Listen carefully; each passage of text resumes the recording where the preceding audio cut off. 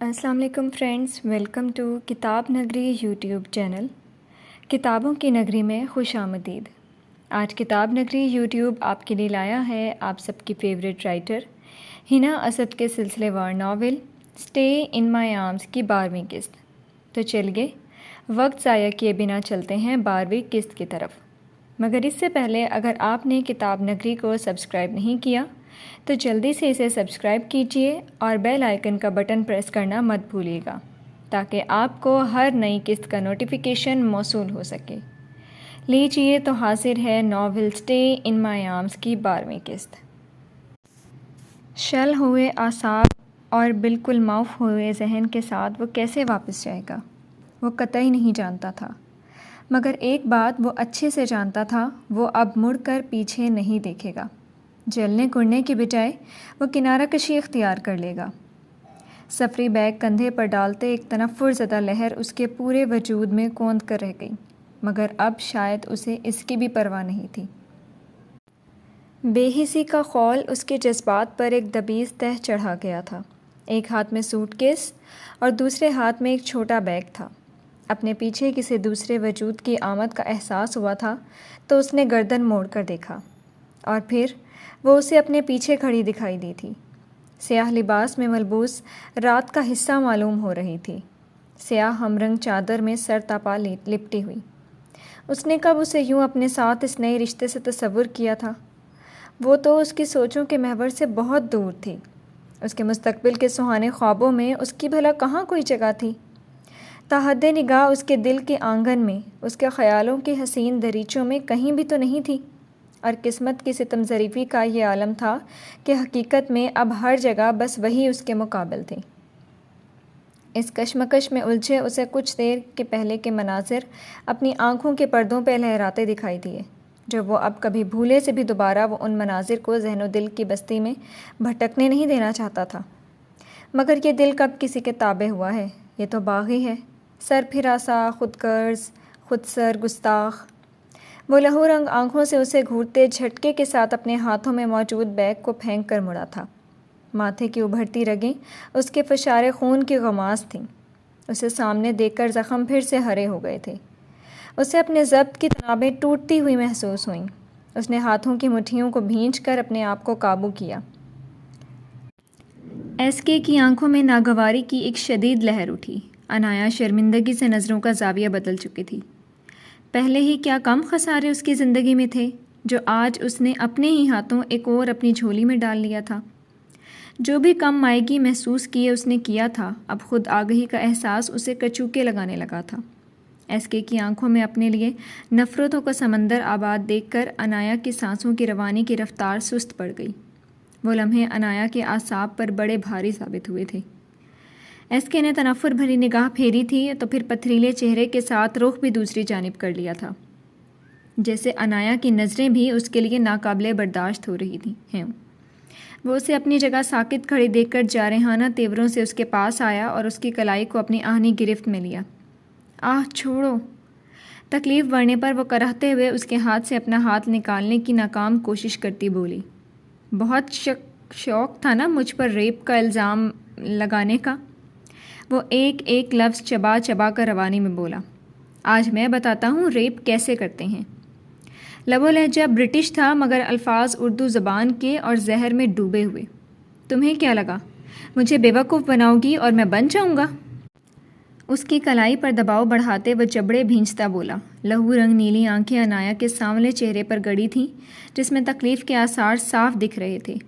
تبھی اسے جھٹکے سے بستر پر گراتے اس پر جھکا۔ عنایا پتھرائی ہوئی آنکھوں سے اسے دیکھنے لگی۔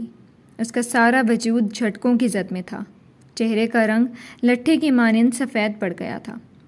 مگر تم اس قابل بھی نہیں کہ تمہیں ٹچ بھی کیا جائے۔ وہ اس پر سے اٹھا اور اسے بستر سے جھٹکا دے کر اٹھایا۔ عنایا اس افتاد کے لیے قطعی تیار نہیں تھی۔ وہ لہراتی ہوئی زمین بوس ہوئی۔ وہ پھٹی پھٹی نظروں سے اسے دیکھنے لگی جس کا چہرہ غصے کی آگ سے تپ رہا تھا۔ اپنے انا و وقار کو پرے رکھ کر خود کو تھالی میں سجا کر پیش کر دینے کے باوجود ایسی ناگزیر ذلت اٹھانی پڑے گی اسے، اس کے وہم و گمان میں بھی نہیں تھا۔ وہ اسے ذلت کی پستیوں میں اتار گیا تھا، مگر وہ اس کے سامنے شکوہ تک نہ کر پائی تھی کیونکہ وہ اس کا حق کھو چکی تھی۔ اس نے بے بسی کی مورت بنے دھندلائی نگاہوں سے اسے دیکھا۔ ایس کے میری بات سنو پلیز، وہ ملتجی لہجے میں بولی۔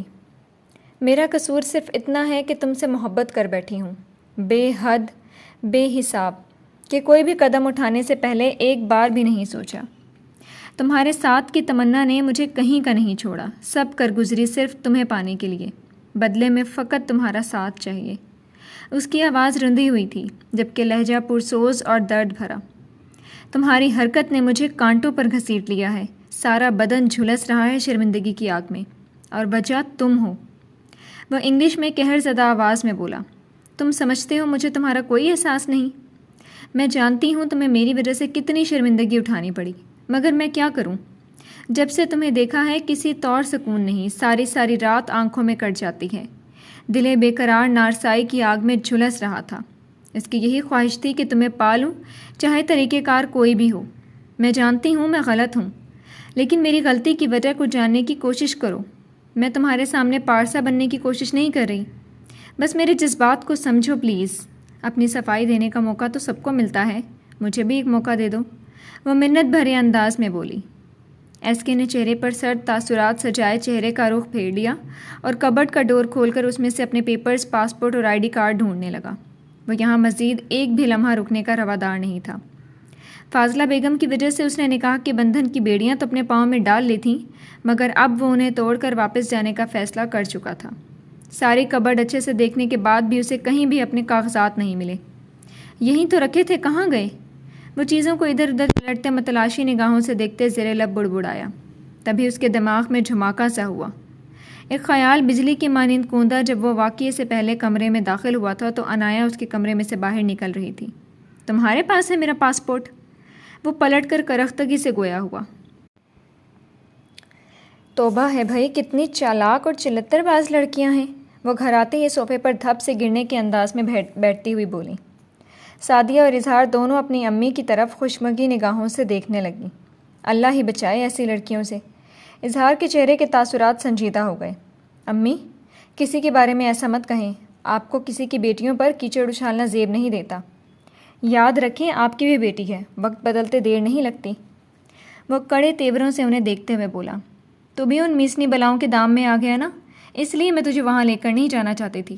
دیکھ لے سعدیہ اپنے بھائی کے چال چلن، ان کے گھر کا ایک ہی چکر لگاتے کیسے دیدے پھاڑ پھاڑ کر ماں کو دیکھ رہا ہے۔ وہ پیچ و تاب کھا کر رہ گئیں۔ اظہار کا ان کے حق میں بولنا انہیں قطعی پسند نہیں آیا تھا۔ تیرا بندوبست بھی کر دیا ہے، کان کھول کر سن لے، میں نے کل ہی تیری خالہ کے ہاں جانا ہے کائنات کے لیے تیرا رشتہ مانگنے۔ وہ کٹیلی نظروں سے اسے دیکھتے ہوئے بولی۔ مگر مجھے زاریہ کے سوا کسی سے شادی نہیں کرنی، چاہے وہ خالہ کی بیٹی ہو یا دنیا کی کوئی بھی، اس نے سرد مہری سے کہتے ہوئے میں بتائے دے رہی ہوں اظہار، ان لڑکیوں میں سے کسی ایک کا بھی نام نہ لینا میرے سامنے۔ آخر کیا برائی ہے کائنات میں؟ نیک سیرت ہے، خوش شکل، پڑھی لکھی ہے۔ مجھے کسی کے گنوں سے کوئی فرق نہیں پڑتا۔ میں نے آپ سے کہہ دیا تو کہہ دیا، میں صرف زاریہ سے ہی شادی کروں گا۔ وہ اپنے موقف پر ڈٹا ہوا تھا۔ تیری شادی وہیں ہوگی جہاں میں چاہوں گی، میں بھی دیکھتی ہوں تو کیسے اس سے شادی کرتا ہے۔ میں بھی ماں ہوں تیری، میرے سامنے کب تک ڈٹے گا؟ تجھے کیا لگتا ہے تیری ضد کے آگے ہار جاؤں گی؟ تو ایسا سوچنا بھی مت۔ جب تک میں زندہ ہوں تیری شادی کبھی اس لڑکی سے نہیں ہونے دوں گی۔ اتنا ہی اس لڑکی سے شادی رچانے کا شوق چڑھا ہے تیرے سر پہ تو میری لاش سے گزر کر کرنا میری شادی اس ڈائن سے، کیونکہ میرے جیتے جی تو یہ ممکن نہیں۔ وہ ساتھ ساتھ اس پر تلخ انداز میں طنزی اور دھمکی آمیز نشتر برسا رہی تھیں، ساتھ ساتھ آنسو بہانے لگیں۔ اظہار نے گہرا سانس لیا اور لب بھینچ لیے۔ تیرے خالو سے بات کر کے تجھے دبئی بھجوا رہی ہوں، یہاں رہے گا تو ڈائن نے تجھ پر منتر پھونک کر مجھ سے چھین لینا ہے۔ جا کچھ عرصہ دبئی میں اپنے خالو کے پاس، جب کچھ سالوں میں اس کا بھوت تیرے سر سے اتر جائے گا تب تجھے واپس بلوا لوں گی۔ امی آپ ایسا نہیں کر سکتی میرے ساتھ، پلیز میرے جذبات کو سمجھنے کی کوشش کریں۔ میری خوشی کے لیے کیا کیا کرتی تھیں آپ، بھول گئی سب؟ زاریہ میری خوشی ہے، مجھے اس سے دور مت کیجیے۔ کیا آپ کو اب میری خوشی عزیز نہیں رہی؟ وہ ان کے قریب آ کر گھٹنوں کے بل بیٹھ گیا۔ وہ ان کے ہاتھ پر اپنا ہاتھ رکھ کر دھیمے لہجے میں گویا ہوا۔ نہیں، میں تو دشمن ہوں سب سے بڑی تیری خوشیوں کی، باقی سب تیری خوشیاں بن گئے اور میں تیری دشمن۔ وہ کرخت آواز میں بولی تو وہ دھیرے سے اٹھا اور لمبے لمبے ڈگ بھرتا ہوا اپنے کمرے میں چلا گیا۔ اس کے دھاڑ سے دروازہ بند کرنے کی آواز لاؤنج میں گونجی۔ نرگس نے اظہار کے رویے پر ناگواری سے سر جھٹکا۔ دروازہ کھلنے کی آواز آئی۔ وہ جانتی تھی کہ کون ہوگا۔ اس نے پیچھے مڑ کر دیکھنے کی کوشش نہیں کی تھی۔ زبیر اس کو یوں کمرے کے بیچوں بیچ کھڑے دیکھ کر حیران سا جلدی جلدی قدم اٹھاتا اس کے پاس آیا۔ کیا ہوا زنیرہ؟ ایسے کیوں کھڑی ہو؟ کچھ چاہیے تمہیں؟ اس نے زنیرہ کے پاس پہنچ کر فکر مندی سے پوچھا۔ وہ کچھ نہیں بولی تھی۔ زبیر اس کے سامنے آ گیا اور اس کے کندھے پر ہاتھ رکھ کر بولا، کیا ہوا زنیرہ؟ مجھے ہاتھ مت لگائیں اور دور رہیں مجھ سے۔ وہ جو کب سے خاموش کھڑی تھی اس کے ہاتھ اپنے کندھوں پر دیکھ کر بپھر کر بولی اور اس کے ہاتھ کو جھٹک دیا۔ زبیر جو اس کے لیے تیار نہیں تھا وہ اس کے جھٹکے سے ایک قدم پیچھے ہوا۔ وہ اس کے بیہیویئر پر حیران نہیں ہوا تھا کیونکہ زنیرہ گھر واپسی کے سارے راستے خاموش تھی۔ اس نے اب اس دکھ اور ناراضی کا اظہار تو کرنا تھا۔ جو زبیر نے اسے زبردستی نکاح کیا تھا اس کا خمیازہ بھگتنے کا وقت آن پہنچا تھا۔ کیوں دور رہوں؟ دور رہنے کے لیے تھوڑی نہ شادی کی ہے تم سے۔ اب تو ملن رت آئی ہے اور تم دوریاں بنانے پہ مائل ہو۔ وہ شرارت سے بولا اور اس کے بالکل سامنے آ کر کھڑا ہو گیا اور بڑی فرصت سے اس کو دیکھنے لگ گیا۔ زنیرہ کو اس کی بولتی نگاہوں سے بہت الجھن ہو رہی تھی۔ شادی؟ میں نہیں مانتی اس شادی کو۔ جو کچھ آپ نے میرے ساتھ کرنا تھا وہ کر لیا، لیکن اب میں کچھ بھی غلط نہیں ہونے دوں گی اپنے ساتھ۔ اس نے غصے سے کہا اور اس کی طرف دیکھا جو ابھی بھی اس کی طرف ہی دیکھ رہا تھا، بہت غور سے۔ دونوں کی نگاہیں ملی تو زنیرہ نے دیکھا وہ بہت ہی پیار سے اس کو دیکھ رہا تھا۔ زبیر آہستہ آہستہ قدم اٹھاتا اس کے بالکل پاس آ گیا اور اس کو دونوں کندھوں سے نرمی سے تھام کر بولا، تم مانو یا نہ مانو مسز زبیر افندی، تم میری ہو چکی ہو اور میرے سامنے میرے روم میں میری پناہوں میں ہو۔ تمہیں ہر طور سے اپنا بنا لینے کا حق محفوظ کر چکا ہوں اور تم مجھے روک بھی نہیں سکتی۔ ہے نا قابل غور بات؟ اس نے ایک ایک بات پر زور دے کر بوجھل آواز میں کہا اور اس کو اپنی آہنی بازوؤں کی زنجیر میں جکڑ لیا۔ وہ جو اس کو اتنا پاس دے کر شاکڈ کھڑی تھی اس کی باتیں سن کر ہوش میں آئی اور اس کو دھکا دے کر خود سے دور کرنے کی کوشش کرنے لگی، لیکن اس کی گرفت بہت مضبوط تھی۔ وہ خود کو چھڑوا نہ سکی۔ چھوڑو مجھے، اس نے بے بسی سے کہا اور خود کو اس سے چھڑوانے کی ناکام سی کوشش کی۔ تمہیں چھوڑنے کے لیے میں نے اپنی زندگی میں شامل نہیں کیا زنیرہ، اس نے بہت گمبھیر انداز میں اس کے کان کے پاس جا کر کہا اور اس کے کندھوں کو چھوڑ دیا۔ وہ تیزی سے پیچھے ہٹنے لگی تو اس کا پاؤں مڑ گیا اور وہ گرنے لگی، جب زبیر نے آگے بڑھ کر اس کو پکڑ کر اپنی مضبوط باہوں کے گھیرے میں لے لیا اور غور سے اس کو دیکھ کر مسکرایا۔ دیکھو اب تو قسمت بھی ہم دونوں کو قریب لانے پر مائل ہے، اس نے شرارت سے آنکھ ونک کیے کہا اور اس کو چھوڑ دیا۔ زنیرہ کو اس کے ارادے کچھ ٹھیک نہیں لگ رہے تھے۔ وہ جلدی سے پیچھے ہٹ گئی۔ میں نے چینج کرنا ہے، وہ روکھے انداز میں بولی۔ اس میں اتنی گھبرانے والی کیا بات ہے؟ کر لینا چینج بھی، ڈریسنگ روم کہاں بھاگا جا رہا ہے؟ پہلے میرے اس تیزی سے بھاگتے ہوئے دل کو پکڑو جو تمہاری طلب کے لیے سر پر پیر رکھ کر دوڑتا ہوا تمہاری اور کھینچا چلا جا رہا ہے۔ زبیر نے اس کی طرف غور سے دیکھتے ہوئے کہا، زبیر فضول باتیں مت کرو اور نہ ہی اپنی بے تکی کی باتوں میں الجھاؤ، مجھے نہیں سمجھ آتی، اس نے صفاقی اور بدتمیزی سے کہا اور آگے بڑھ کر اپنے بیگ میں سے کپڑے نکالنے لگی۔ زبیر کا رنگ اس کی بات سن کر پھیکا پڑ گیا تھا۔ وہ کب سے مذاق کے موڈ میں ہی تھا لیکن اب اس کا موڈ ایک دم سے خراب ہو گیا تھا۔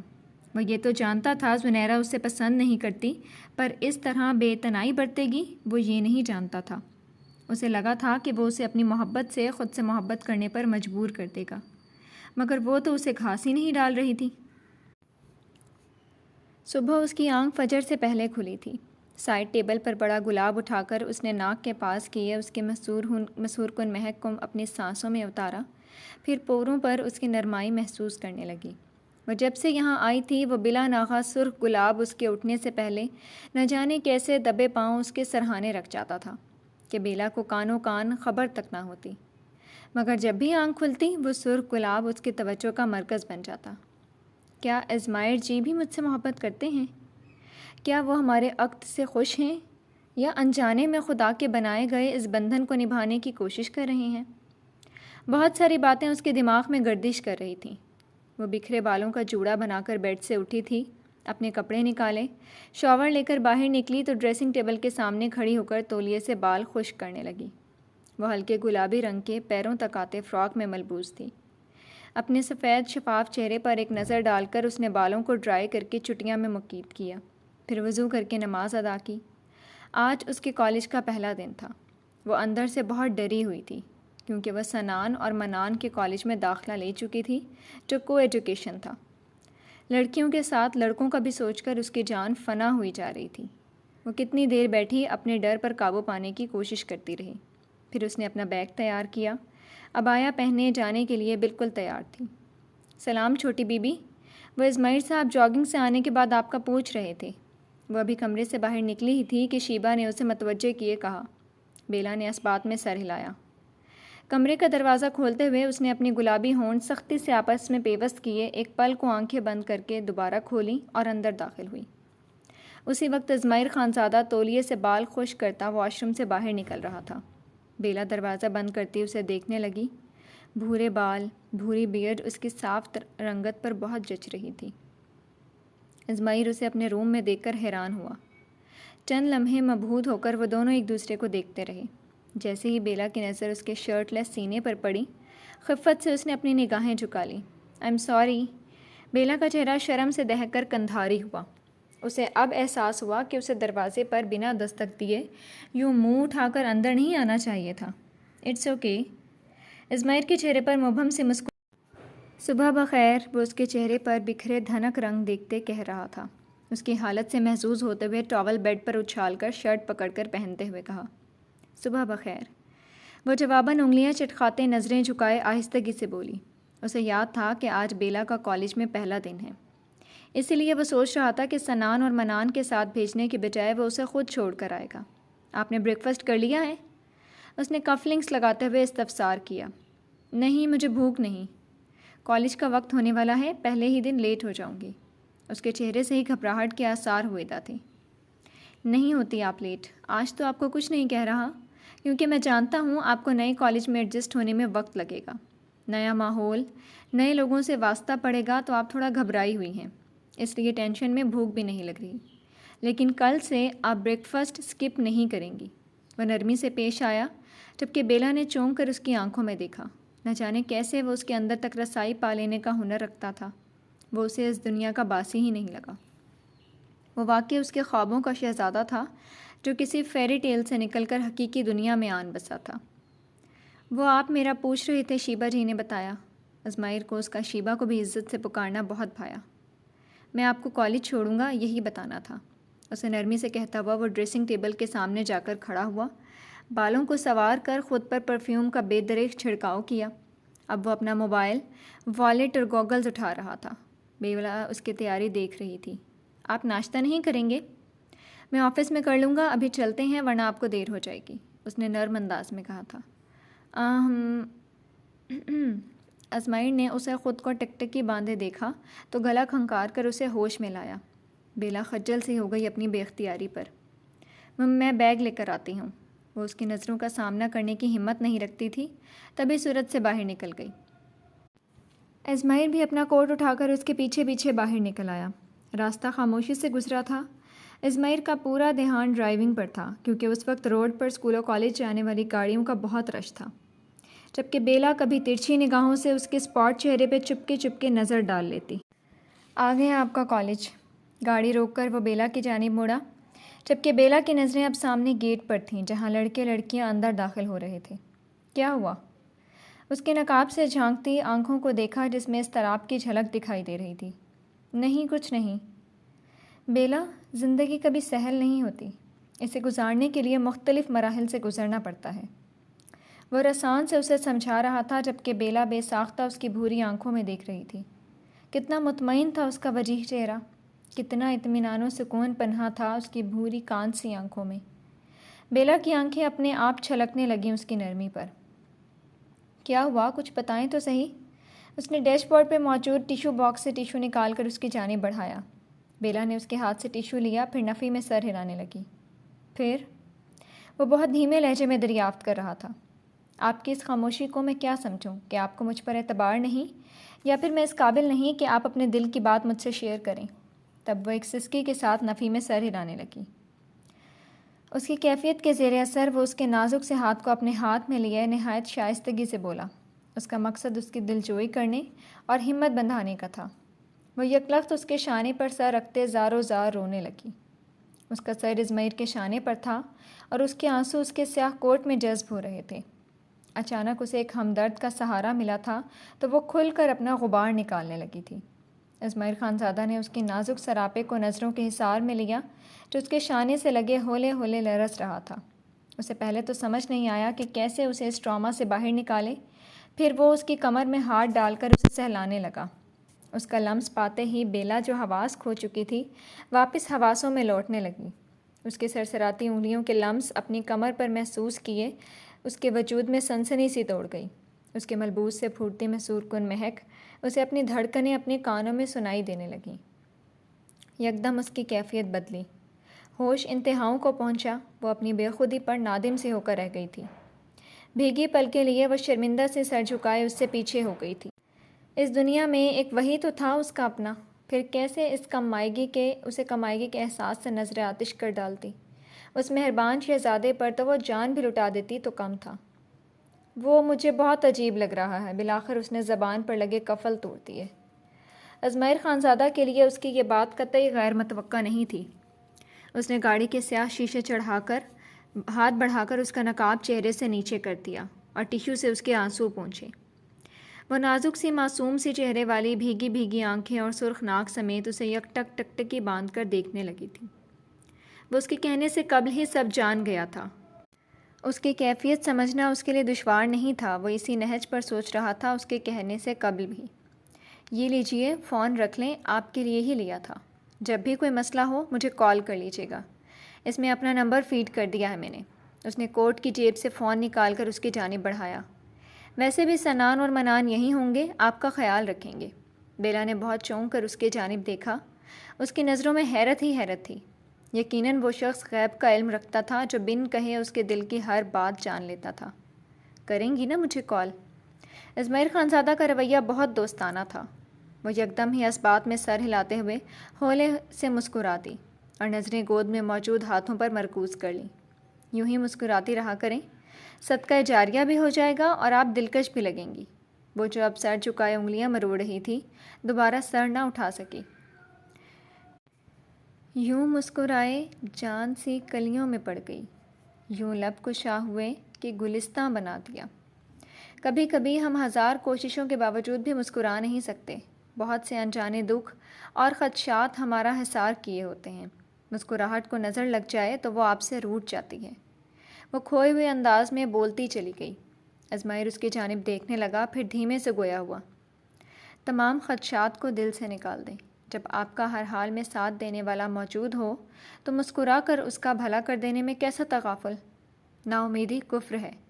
امید کا دامن کبھی ہاتھ سے مت چھوڑیے گا، کیونکہ ہر اندھیرے کے بعد روشن سویرا آپ کا منتظر ہوتا ہے۔ خدا سب سے بڑا چارہ گر ہے۔ اچھے کی امید رکھیے اور مسکراتی رہا کریں۔ آپ بہت اچھی ہیں، وہ دھیرے سے برملا اظہار کر گئی۔ اور ایسا کس نے کہا؟ وہ اس کی آنکھوں میں آنکھیں گاڑے گھمبیر لہجے میں بولا۔ میرے دل نے، وہ آہستہ آواز میں بولی۔ اچھا جی، اتنی سنتی ہیں دل کی؟ وہ براہ راست اس کی آنکھوں میں جھانک کر شوق پن سے گویا ہوا۔ اس کا دل شاید اس وقت شرارت پر مائل تھا، تبھی بات کو کہاں سے کہاں لے گیا۔ بیلا بھی اس کی باتوں میں الجھتی اسے چونکا دینے والے انکشاف کر رہی تھی۔ میرا کالج، اس نے ازمیر کی بولتی نگاہوں سے نظریں چراتے ہوئے بات بدل دی۔ اپنا خیال رکھیے گا۔ اس نے بیلا کے چہرے کو اپنی پوروں سے چھو کر اس کا رخ اپنی جانب کیا، پھر نرمی سے اپنے لب اس کی پیشانی پہ رکھ دیے۔ بیلا نے آنکھیں موند لیں۔ ایک سکون سے سرایت کر گیا تھا اس کا نرم گرم لفظ۔ اس کا انداز اتنا عقیدت بھرا تھا کہ بیلا کو اپنا آپ اس کی ہمراہی میں معتبر لگا۔ وہ نقاب درست کیے جیسے ہی باہر نکلی، ازمیر نے شیشہ ڈاؤن کیا۔ بیلا نے کالج گیٹ کے پاس پہنچ کر پلٹتے ہوئے اسے دیکھا۔ ازمیر خانزادہ کے انابی لبوں پر دلاویز مسکراہٹ پھیلی۔ اس نے ہلکا سا ہاتھ ہلایا تو جواباً بیلا پلکیں جھپک کر اندر کی طرف بڑھ گئی۔ ازمیر نے گاڑی سٹارٹ کر دی۔ بیلا گیٹ سے اندر داخل ہوئی۔ اندر رنگ رنگ کے لڑکے لڑکیوں کا جمع غفیر تھا۔ اس کی پیشانی پہ ابھی بھی اس شہزادے کے نرم لبوں کا لمس زندہ تھا۔ جی تو فرینڈز، کیسی لگی آپ کو آج کی قسط؟ سب سے پہلے تو آپ سب کی تہہ دل سے مشکور ہوں میرے ناول کو اتنی محبت دینے کے لیے اور مجھے بار بار میسیجز کر کے قسط کا پوچھنے کے لیے۔ معذرت خواہ ہوں، اس بار قسط تاخیر کا شکار ہوئی، اپنی ذاتی مصروفیات کی وجہ سے نہیں دے سکی۔ انشاءاللہ اگلی قسط اپنے وقت پر آئے گی اور آپ سب کے فیوریٹ کپل بیلا اور اسماعیل خانزادہ پر ہوگی۔ آخر آپ کو صبر کا انعام بھی تو دینا ہے۔ تو ڈیئر ریڈرز، آج کی قسط کمنٹ سیکشن میں بتانا مت بھولیے گا۔ پھر حاضر ہوں گے ناول کی نئی قسط کے ساتھ، تب تک کے لیے شکریہ، اللہ حافظ۔